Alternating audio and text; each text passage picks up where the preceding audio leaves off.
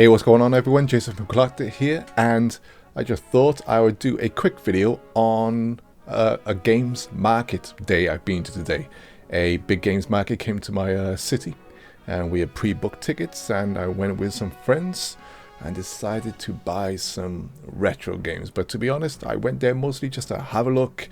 I got quite a sizable collection of games anyway, most of what I've always wanted, but you know, there's always a few things you can pick up, right? And I certainly picked up a few things, not loads, 5-6 items or something like that, but I thought I'd give you a quick show of the games market I went to, and of course the pickups that I decided to get.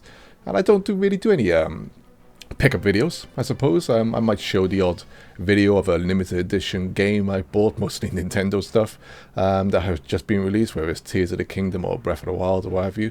But in terms of old games, I don't really buy that many anymore. I've number one, I've got no room, and number two, like I said, because I played games all my life, I'm one of those people, I suppose, one of those more rare people who have actually kept hold of their games throughout, you know, all the years, you know, going back to the NES and the SNES, you know, the original Game Boy, all the way up to now. You know, I pretty much have most of the games I ever owned. Of course, not all of them. I always lost some or traded in some, but I might have bought some back, you know, decades ago and just held on to them because these are all my personal games.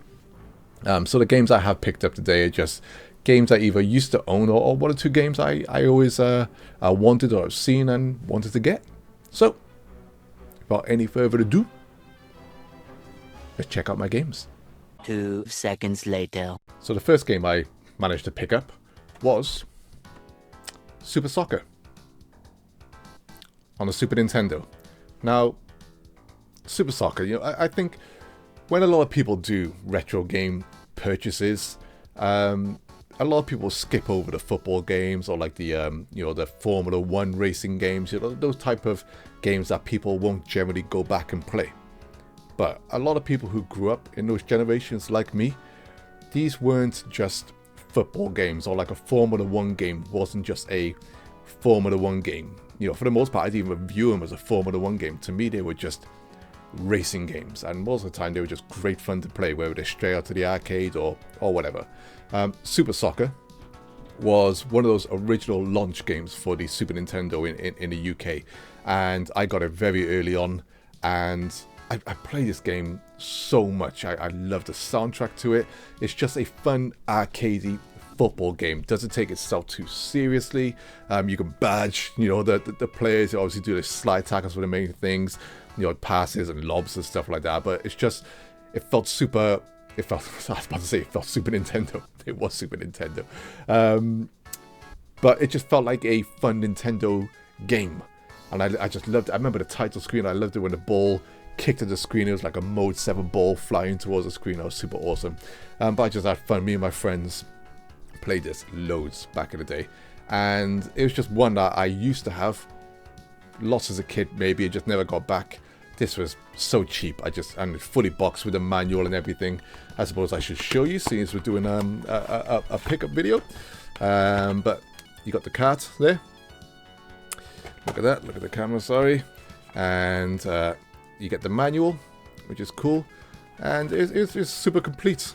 You know, I'm not like one of those people who need to be super OCD with complete sets of things, but you know, this was £10, fully boxed. And you also get like those old posters there, which are cool. Shows the old games. You know, always loved these. But it's just, you know, I mean, because I got memories of it, and it's one of those games that I played loads, and I still, you know, sometimes talk about it with another friend as well. It's on Switch Online, I think, as well. Yeah, it must be, because I've been bouncing off and on it. But yeah, you know, it's just one of those games that I grew up with. So, Super Soccer. You know, if you do have a SNES and you are looking at games, get Super Soccer. It's good stuff.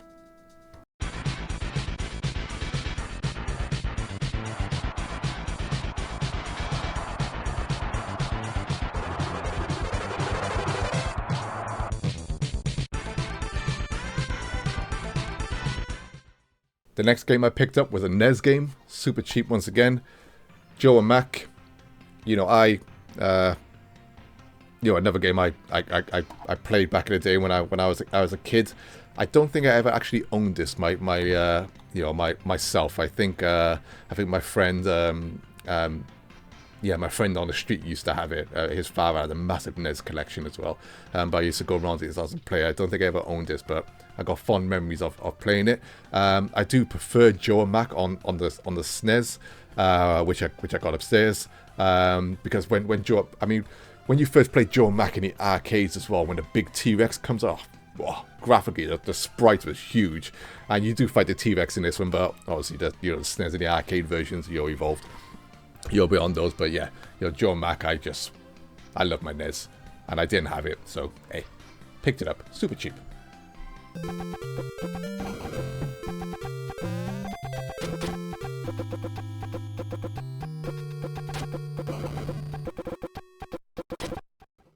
The next game I picked up was Ghost in the Shell on the PS1. Now this is the Japanese version. Now when this game came out, I was working in Electronics Boutique at the time when it came out, and I bought the PAL version.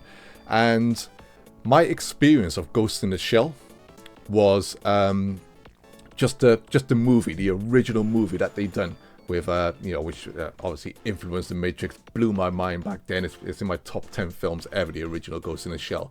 But that movie obviously starred Motoko Kusanagi, but it didn't have Tachikomas in it, which are the tanks. And I can show you the tank. Sorry, it's on the manual. There we go. There's Motoko Kusanagi in there in a Tachikoma tank, which is a bit like a spider tank. But they use those in the anime series, in like standalone complex, as well as in a manga. But I had only seen the movie, and those tanks do not show up in the movie. So when I played it, I was like, this doesn't look or feel like Ghost in the Shell to me at all. So I traded it in, and later on then I actually ended up watching all the anime, the standalone complex, 1 and 2, Solid State Society, all that stuff. I absolutely love it. It's my favorite anime ever. Motoko Kusanagi is my favorite anime protagonist ever. Massive Ghost in the Shell fan. So then when I went back to try to buy the PAL version of Ghost in the Shell, people want like 90, 120 pounds for it. I was like, hell no, man, I ain't paying 100. 90, 120 pounds for an old PS1 game. It ain't happening. This cost me 30 pounds. This was the most expensive game I bought on this trip. 30 pounds. And I'd already done some research on this, and all of the the dialogue is in Japanese, but there's subtitles in English. So I'd be able to do the missions and play it myself. And I just had to pick it up. And I just love this artwork. Look at the artwork. Absolutely gorgeous. Beautiful. Motoko Kusanagi there. But yeah, and then like I said, I showed you the manual, and there's the disc as well. It's just so nice. So nice. And the Japanese artworks and cases were most of the time always seriously better than what we got in the UK in PAL territory. So yeah, super happy to have Ghost in the Shell. If you haven't played it before, like I said, you play it in the tank. It's mission based, so you'll be skating around in the tank in like open areas, shooting down helicopters and all that stuff. I'm not going to say it's like a stunning, amazing game, and the controls do take some time to master, even from what I remember playing. But I feel like if you stick with it, you can get some fun out of it. And the cutscenes are in there as well. They're all great, because they use CGI anime like cutscenes as well, which I'm like I said, I'm a Ghost in the Shell fan. Ghost in the Shell fan. So yeah, double purchase.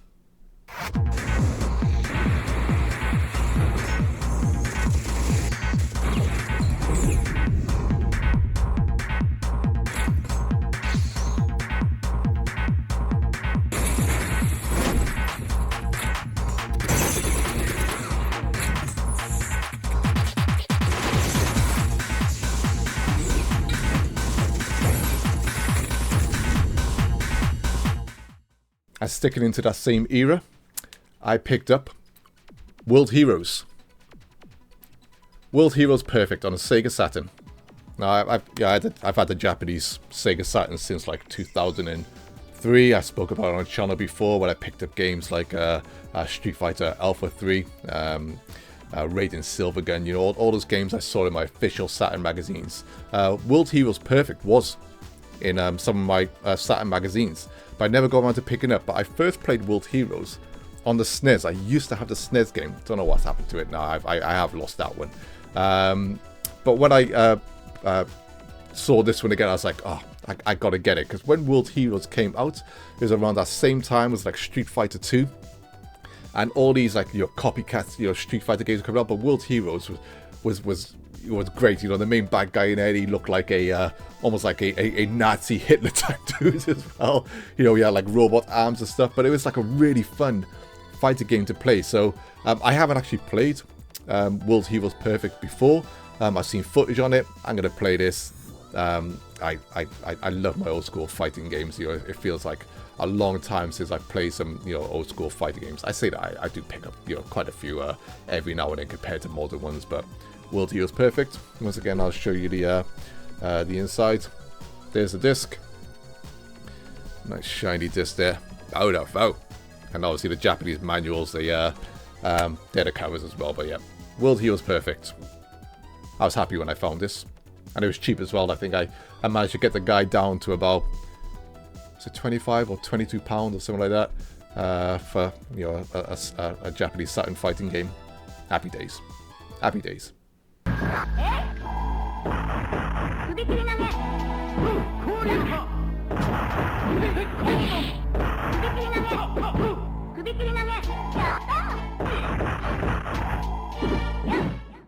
And speaking of fighting games, I picked up another one.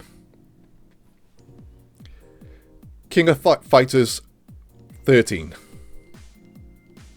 Now, during this generation, the only fighting game I played because I was hooked and addicted and happy to be back was Street Fighter 4.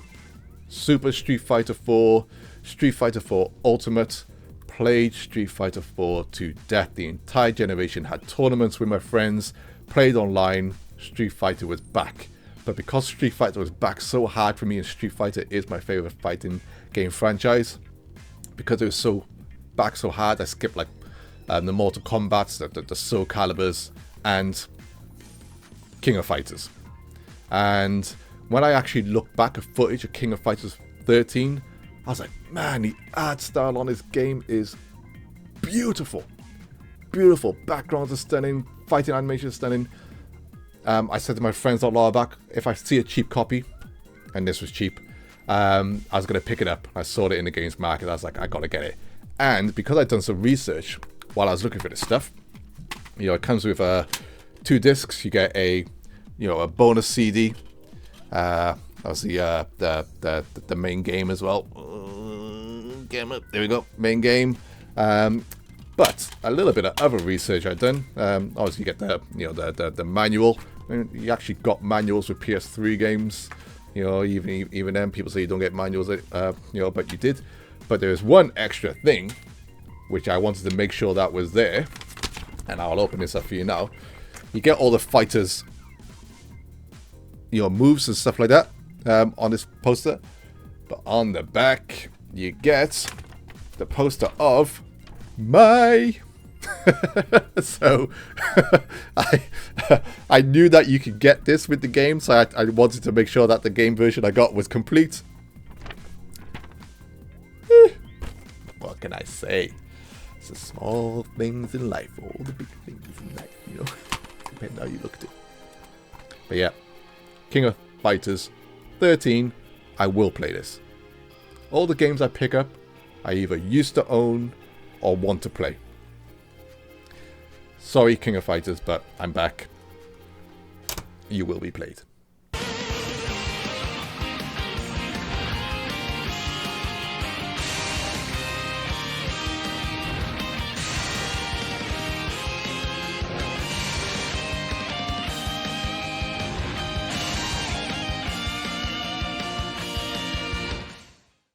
And the final game I got was a PS4 game. Evil Within.